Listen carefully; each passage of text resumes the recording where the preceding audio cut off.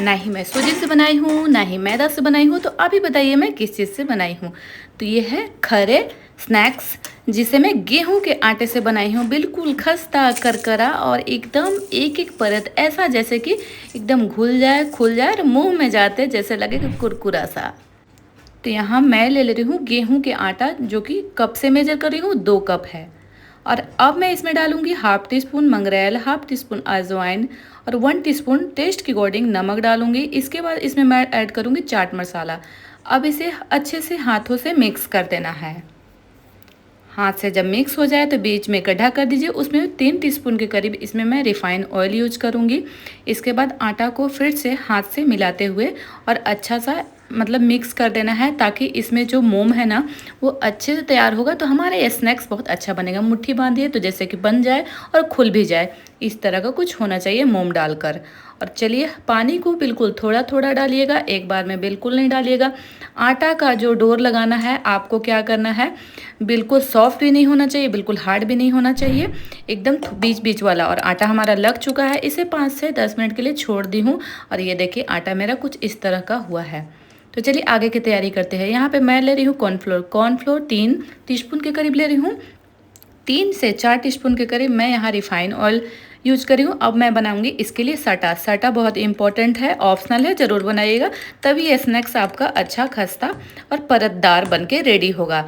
अब मैं आटा को लोइया को बनाऊंगी। लोइया को मैं 8 भागों में बनाऊंगी, तो इसलिए मैं इस तरह का लंबा सेफ ले रही हूँ, ताकि रोटी का जो मतलब सेफ हो ना लोइया का, वो एक तरह का हो।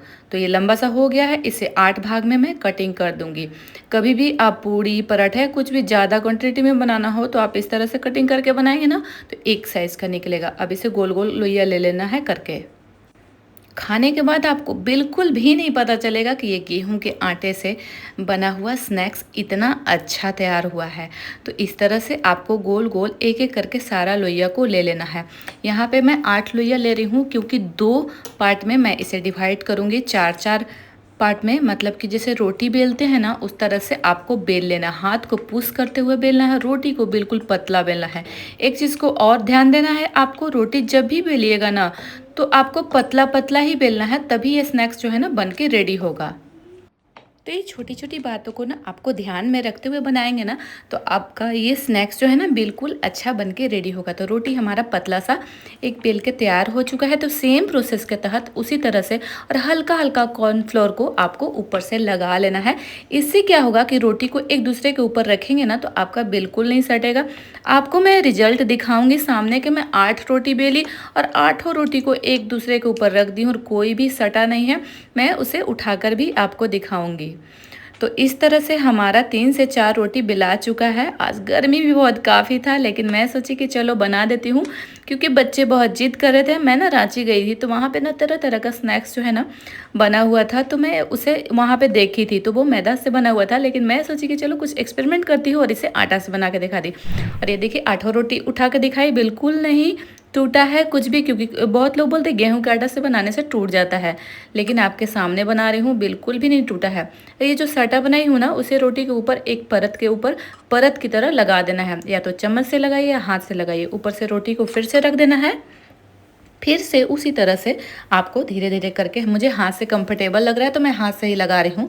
और फिर से लगा दी, तीसरा रोटी को भी रख दूँ दे रही हूँ। रखने के बाद फिर से उसे लगा देना है। रोटी अगर थोड़ा सा इधर उधर घस के ना तो थोड़ा सा आप उसे एडजस्ट कर लीजिए। कोशिश कीजिए कि एक साइज़ में ही रहेगा तो ज़्यादा अच्छा होगा। थोड़ा बहुत अगर छोटा बड़ा हो ऊपर नीचे होगा तो कोई दिक्कत नहीं, क्योंकि इसका आगे का प्रोसेस में आपको समझ में आएगा कि फिर से इसे बेलना है। तो इसी तरह से 4 रोटी हमारा लग चुका है। अब इसे क्या करना है, लिफाफा की तरह आपको पैक कर देना है। इसे आप देखे होंगे ऊपर से थोड़ा सा फिर से साटा लगाइए और फिर से उसके ऊपर चिपकाइए। और जहाँ पे भी आपको चिपकाने वाला जगह है फिर से साटा लगाइए और फिर से चिपकाइए। तो उससे क्या होगा ना, आपका ये जो लेयर वाला बना हुआ है रोटी रोटी एक दूसरे के ऊपर, वो कभी भी खुलेगा नहीं। और ये देखिए चौकोर शेप में ये हमारा बन के तैयार हो चुका है ये स्नैक्स का लोइया। अब इसे हाथ से पुश करते हुए जो हमारा ये साइज़ है ना उसे अच्छे से बना लीजिए, ताकि थोड़ा देखने में अच्छा लगे। ऊपर से जो कॉर्नफ्लोर जो आटा है ना उसे हल्का हल्का लगाते हुए बेल दीजिए। बेलने के लिए क्या करना है, आपको थोड़ा हाथ को ज़्यादा कस के पुश करना है, चौकोर शेप में ही बेलना है, क्योंकि चौकोर शेप में बेलाएगा ना तभी आपका ये जो स्नैक्स बनाने के लिए कटिंग होगा ना। तो इस बातों को आपको ध्यान देना है कि इसे चारों को ना एक साइज़ का ही बेल के तैयार करना है। और ये देखिए हमारा ऑलमोस्ट रेडी हो चुका है ऐसे चौकोर शेप में बेल के। अब इसे क्या करना है, उलटते पुलटते थोड़ा बहुत भी लगे कि मोटा है तो फिर से थोड़ा थोड़ा चला दीजिए। अब इसे ये जो पिज़्ज़ा कटर होता है या चक्कू ले लीजिए, जो भी आपके पास हो, उससे साइड साइड से कटिंग कर दीजिए ताकि आपका शेप जो है ना दिखने में अच्छा लगे। दूसरे वाला मैं कुछ और बताऊँगी। यहाँ पर क्या करना है, 1 से 1.5 इंच का गैप ले लीजिए, उसे कटिंग कर लीजिए सबको पतला पतला सा। अब क्या करना है, दूसरी साइड से भी जितना आप लिए उसका दुगना ले लेना है, मतलब 1.5 लिए तो 3 लीजिए उस तरह से। और लेने के बाद इसे कटिंग कर लेना है ऐसे चौड़ा चौड़ा इस तरह से, जैसे बड़ा वाला निमकी बनता है ना आटा वाटा का, उस तरह से। इसे एक थाली में निकाल के रख ले रही हूँ। थाली में निकाल के रखने के बाद भी ये सटेगा नहीं, उसी तरह का रहेगा। सेम प्रोसेस के तहत मैं फिर से रोटी ले ली हूँ और रोटी के ऊपर एक ये जो साटा बना हुआ है उसे लगा रही हूँ, एक दूसरे के बाद दूसरा रोटी, फिर तीसरा रोटी, फिर चौथा रोटी। 4 रोटी डालने के बाद मैं 2 पार्ट में डिवाइड की हूँ। दोबारा बताने का कारण यही है कि आप वीडियो अच्छे से देखिए ताकि आपको बनाने में अच्छे से समझ में आ जाए। फिर से आपको ये साटा को ऊपर से करना है, इसके बाद पुश करना है, फिर चौकोर शेप बनाना है।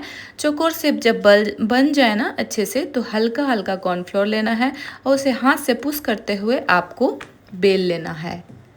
मैं इसे दोबारा में थोड़ा लंबा बेली, फिर से चौड़ा बेली, लेकिन दोनों साइड से अगर बेलेंगे ना तो चौड़ा सिर्फ आ ही जाता है। अब क्या करना है, साइज़ को बिल्कुल ध्यान में देखिएगा। पहली बार में मैं ना 2 ही साइड से काटी थी, अब यहाँ पे मैं चारों साइड से कट करके दिखाऊंगी ताकि चारों साइड से अगर कटिंग होगा तो आपका शेप बिल्कुल बिगड़ेगा नहीं, बिल्कुल अच्छा रहेगा। तो अगर शेप बिगड़े तो ही कटिंग कर सकते हैं, नहीं तो ऐसे भी रख सकते, कोई दिक्कत नहीं है। फिर से उसी तरह से कटिंग कर लेना है जैसे कि पहली बार कटिंग किए थे। और कटिंग करने के बाद क्या करना है, एक एक करके सबको मैं उखाड़ के ले रही हूँ।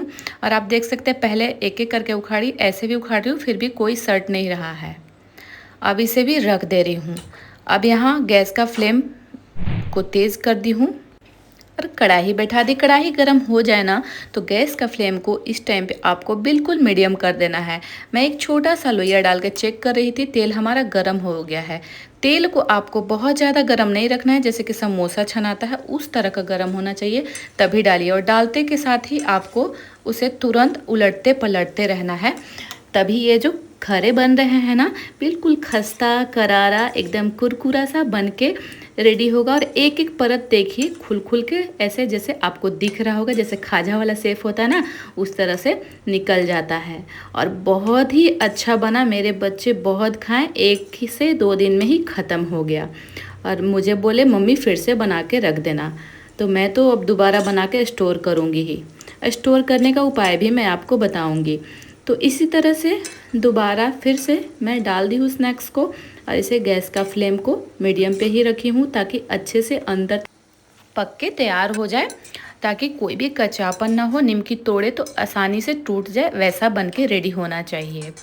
तो इसी तरह से हमारा जितने भी ये खरे बन के तैयार होने वाले सबको बारी बारी से डालते गई, फिर निकालते गई। बस छोटी छोटी बातों को आपको ध्यान देना है।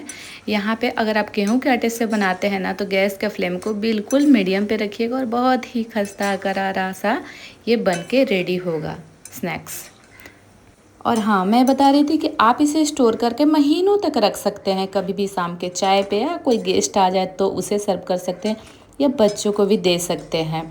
तो आपको उसके लिए क्या करना है, शीशे का बॉटल ले लीजिए जिसका ढक्कन बहुत अच्छा होना चाहिए, उसमें आप स्टोर करके रख दीजिए और महीनों तक खाइए, कोई दिक्कत नहीं होगा और बिल्कुल ख़राब नहीं होगा, मेरी गारंटी है। तो इस तरह से 2 कप गेहूं के आटे से, वो भी घर वाला आटा से, मैं इतने सारे स्नैक्स बना के तैयार कर दी, वो भी खस्ता करारा और बहुत ही अच्छा सा। इसके आगे तो निमकी बिस्किट सब फेल है जब ऐसा स्नैक्स घर में आसानी से बनता है, क्योंकि मार्केट वाला उसका आटा कब का है, कब का स्नैक्स है, कब का पैकिंग है, हम कुछ नहीं जानते हैं। तो इस तरह से अपने घर पे हेल्दी तरीके से कभी कभी बनाकर अपने बच्चों के लिए, अपने लिए, सबके लिए बना के रख सकते हैं और खा भी सकते हैं। तो मैं आती हूँ हर रोज़ आपके साथ एक नई नई रेसिपी के साथ। तो हमारा वीडियो अच्छा लगता है तो हमारे चैनल पे झटपट से जाइए, लाइक कीजिए, सब्सक्राइब कीजिए। और ये देखिए निमकी का आवाज़ सुनिए, तोड़ कर भी मैं दिखा रही हूँ। इतना अच्छा टूटा है ना कि एक एक परत बिल्कुल निकल गया है, एकदम खस्ता करारा, इतना अच्छा। मैं दूसरा वाला भी आपको तोड़ के दिखा रही हूँ कि ये जो है ना इतना अच्छा परतदार बना है, मैं क्या ही बताऊँ। बहुत अच्छा से एकदम घुल जा रहा है मुंह में जाते के साथ, जितना कुरकुरा उतना ही ज़्यादा एकदम अंदर जो है ना घुल सा जा रहा है, वैसा बन के रेडी हुआ है। तो मिलती हूँ किसी नेक्स्ट वीडियो के साथ, तब तक के लिए बाय।